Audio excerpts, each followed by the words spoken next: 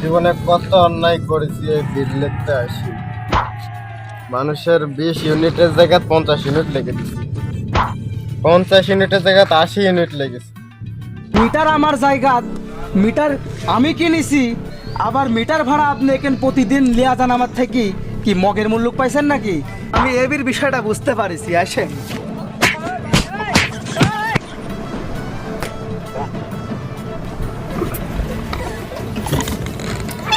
সারাদিনে 1 ঘন্টাও কারেন্ট থাকতেছে না। কারেন্টের লোক এবার আসুক। সারা দিনে তো 2 ঘন্টাও কারেন্ট থাকে না। এখন বসও বললো যে বেশি করে বিল লিখতে। আমি যাই দেখি কি হয়।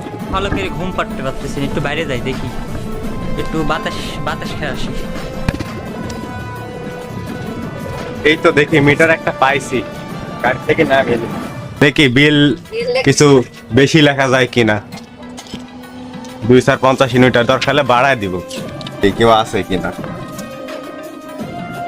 না, আপাতত কেউ নাই। এখন বিল আইছে 30 ইউনিট, আমি একে লিখে দেবো এখন 60 ইউনিট।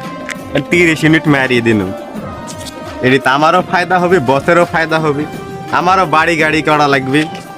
বস একদা বলবো নি, বস এখান থেকে 30 ইউনিট মারিয়ে দিয়েছি, আপাতত কেউ নাই, এখান থেকে তাড়াতাড়ি বিলটা লেখে লিয়া পলাই।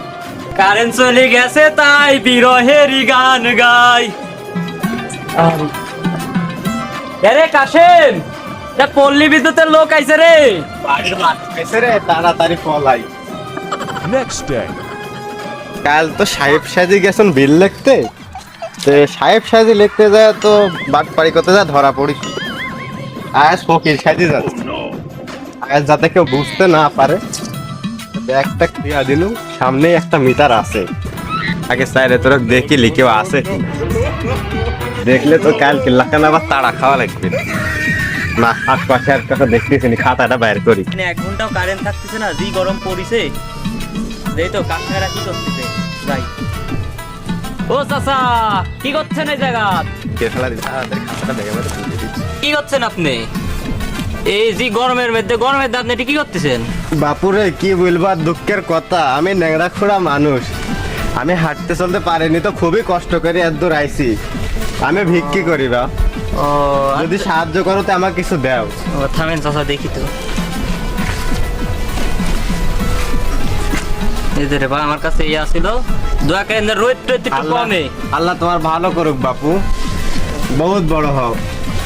তোর বিল পাইছে 20 ইউনিট, এখন আমি 50 ইউনিট লিখেছি, 30 ইউনিট ম্যারি। এ চাচা, কি করছেন আপনি এখানে?